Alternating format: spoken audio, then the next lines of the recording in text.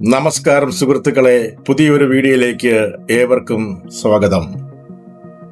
ഇന്ന് ഒരു ചെറിയ വീഡിയോ ആണ് ഞാൻ ചെയ്യാൻ ഉദ്ദേശിക്കുന്നത്. പുതിയ ചാനൽ ആയതുകൊണ്ട് ഇത് നിങ്ങളിലേക്ക് എപ്പോൾ എത്തുമെന്ന് അറിയില്ല. KSRTCയിൽ സ്ത്രീകൾക്ക് സൗജന്യ യാത്ര.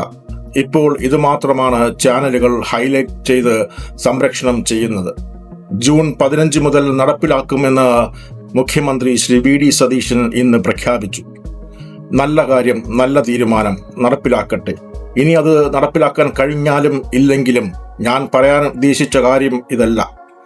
സൗജന്യ യാത്ര, സൗജന്യ കിറ്റ്, സൗജന്യ റേഷൻ, അങ്ങനെ പല സൗജന്യങ്ങളും അനുഭവിക്കുന്നവർ ആയിരിക്കും നാം ഓരോരുത്തരും.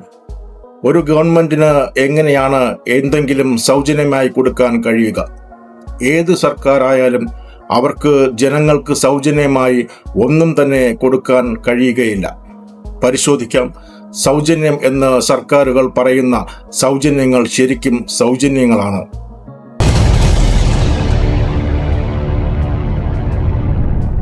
ഒരു വ്യക്തി അദ്ദേഹം അധ്വാനിച്ചുണ്ടാക്കിയ പണത്തിൽ നിന്നും അർഹതപ്പെട്ട 100 പേർക്ക് ആഹാരം നൽകിയാൽ അത് സൗജന്യം. 10 പേർക്ക് വീട് വെച്ച് നൽകിയാൽ അത് സൗജന്യം. ഒരു സർക്കാർ ജനങ്ങളുടെ നികുതി പണം ഉപയോഗിച്ച് സ്ത്രീകൾക്ക് യാത്രാ ഇളവുകൾ നൽകിയാൽ, അല്ലെങ്കിൽ കിറ്റുകൾ നൽകിയാൽ, ക്ഷേമ പെൻഷൻ നൽകിയാൽ അത് എങ്ങനെ സൗജന്യമെന്ന് വിളിക്കാൻ കഴിയും? മുഖ്യമന്ത്രിയുടെയും മന്ത്രിമാരുടെയും MLA-മാരുടെയും കാശിൽ ആണ് ഇത്തരം ഒരു ഇളവെങ്കിൽ ശരിയാണ്, അത് സൗജന്യമാണ്.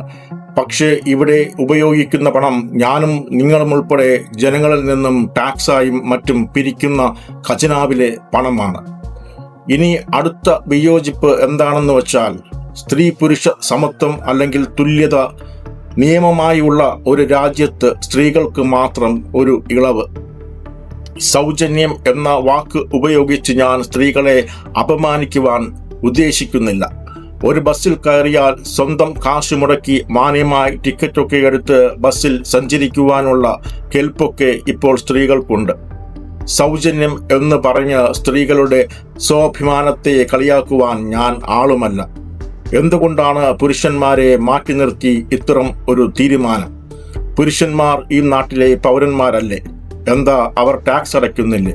രാജ്യത്തെ നിയമങ്ങൾ പാലിക്കുന്നില്ലേ?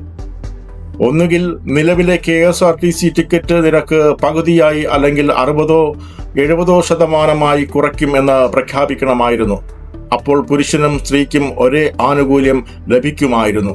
അല്ലെങ്കിൽ ഒരു കുറഞ്ഞ ഫിക്സഡ് ചാർജ് നിശ്ചയിക്കാമായിരുന്നു. ഇപ്പോഴത്തെ പ്രഖ്യാപനങ്ങൾ ഏതൊക്കെ രീതിയിൽ നടപ്പിലാക്കും, എങ്ങനെ നടപ്പിലാകും, എപ്പോൾ നടപ്പിലാകും എന്നൊക്കെ കാത്തിരുന്നു കാണണം. പുരുഷ സമത്വം, പുരുഷ കമ്മീഷൻ, പുരുഷന് നീതി എന്നൊക്കെ പറഞ്ഞ് ജയിലിലൊക്കെ പോയി കിടന്ന ഒരു മഹാനുണ്ട്, ശ്രീ രാഹുൽ ഈശ്വർ. KSRTCയിൽ പുരുഷന്മാർ രണ്ടാംകിട പൗരന്മാരായി മാറിയത് ഒന്നും അദ്ദേഹം അറിഞ്ഞിട്ടില്ല.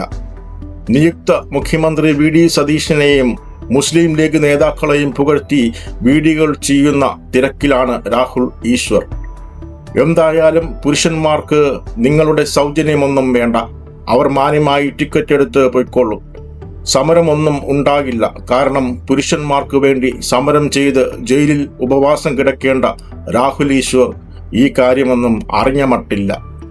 അപ്പോൾ പുതിയൊരു നിരീക്ഷണവുമായി വീണ്ടും കാണാം. നന്ദി, നമസ്കാരം, ഗുഡ് ബൈ.